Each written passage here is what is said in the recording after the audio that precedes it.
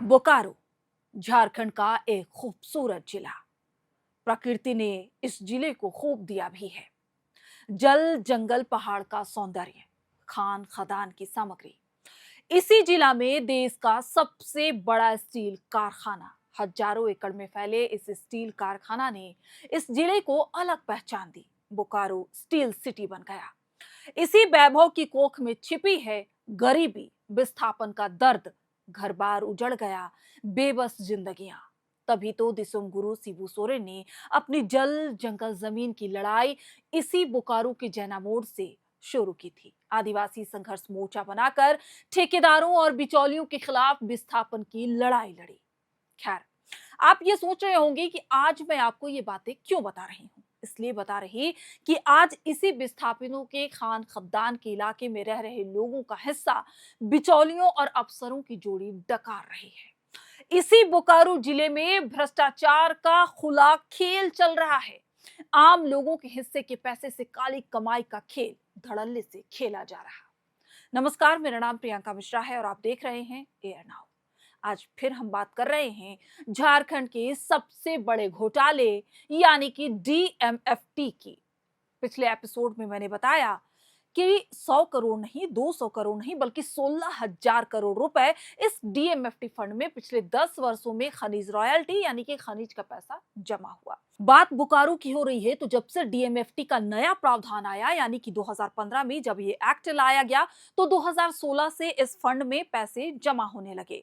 सिर्फ बोकारो जिला में 100 करोड़ नहीं, 200 करोड़ नहीं, बल्कि 1,334 करोड़ रुपए जमा हुए।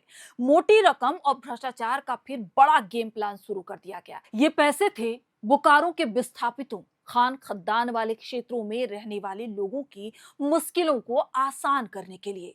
लेकिन बोकारो में इस पैसे से घोटाले की एक ऐसी कहानी लिख दी गई जिसे जानकर आप भी दंग रह जाएंगे। जी हाँ, पिछले 9-10 वर्षों में यहां 1,286 करोड़ रुपए खर्च भी कर दिए गए। ये कोई छोटी मोटी रकम नहीं है, 1200 करोड़ है जनाब, 1200 करोड़।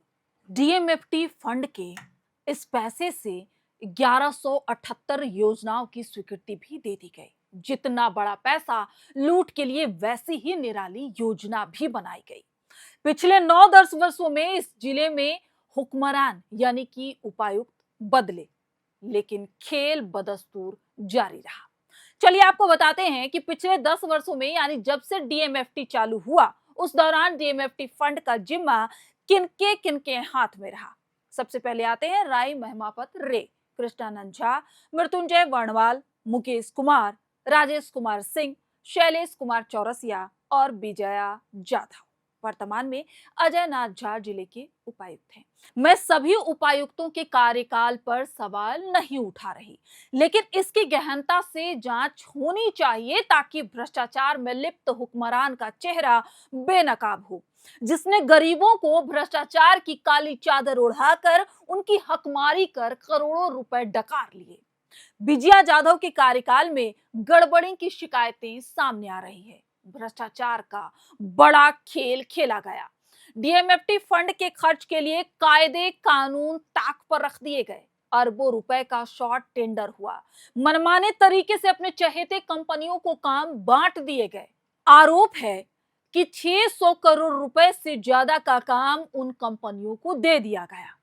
फाइनेंशियल ईयर 24-25 में 631 करोड़ रुपए का टेंडर हुआ। 11 एजेंसियों में सिर्फ एक agency cooperative federation of India limited को 29 से ज्यादा काम दिए गए।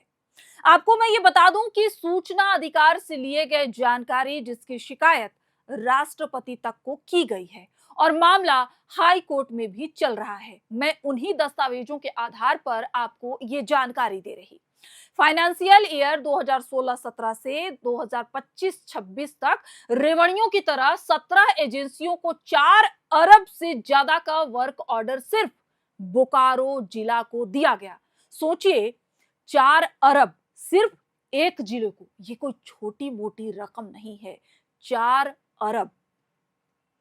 चलिए अब आपको एक एक करके उन 17 कंपनियों के नाम बताते हैं जिन्हें रेवड़ियों की तरह अरबों रुपए का टेंडर दिया गया।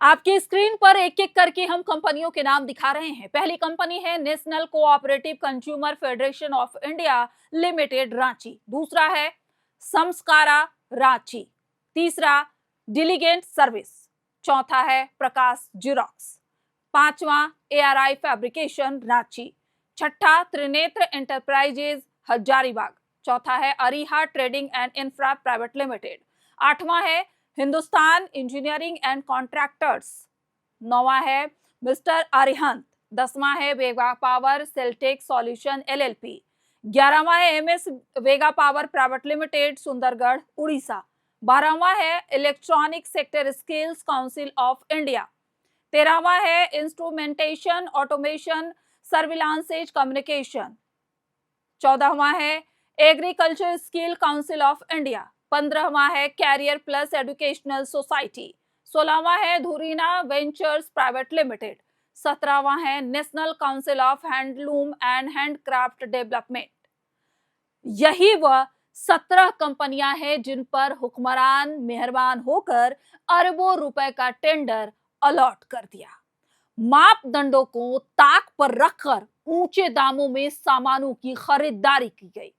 दस्तावेज बताते हैं कि जब कंपनियों पर मेहरबान जिला प्रशासन ने काम बांटे तो आंकड़ों का भी ख्याल नहीं रखा गया। पूरे बोकारो में 2242 यानी कि 2242 आंगनबाड़ी केंद्र हैं, लेकिन टेंडर निकाला गया 2260 केंद्रों के लिए। अगले एपिसोड में हम आपको ले चलेंगे बोकारो की घोटाले की जमीनी कहानी पर, कैसे और किन किन चीजों की ऊंचे दामों में खरीदारी हुई, सरकारी खजानों को कैसे बेरहमी से लूटा गया, बोकारो के उपायुक्त विजया जाधव की मेहरबानी के किस्से और बिचौलियों की कैसे चांदी रही, ये आपको हम अगले एपिसोड में बताएंगे। तो DMFT घोटाले को लेकर ये सबसे बड़ा खुलासा हम आपको एयर नाउ पर दिखा रहे हैं।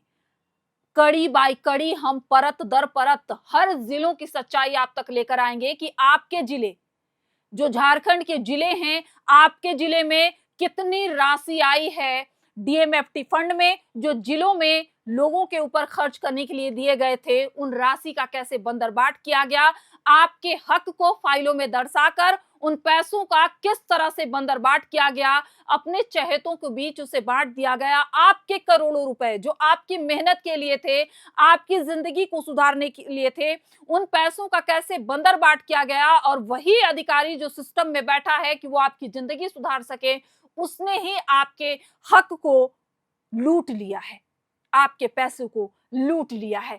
इस भ्रष्टाचार को हम आपके सामने उजागर करेंगे। तो आप तमाम लोगों से ये आग्रह भी है कि आप हमारे चैनल को ज्यादा से ज्यादा सब्सक्राइब करें, ताकि आपको इस घोटाले की पूरी जानकारी मिल पाए कि आपके हक को आखिर खा कौन रहा है, आपके हक की हकमारी आखिर कर कौन रहा है। आप सब देखते रहिए एयर नाउ। अगले एपिसोड के लिए हमारे चैनल को सब्सक्राइब जरूर कीजिएगा, ताकि सबसे पहले आप इस वीडियो को देख पाएं। आप सभी का बहुत बहुत शुक्रिया।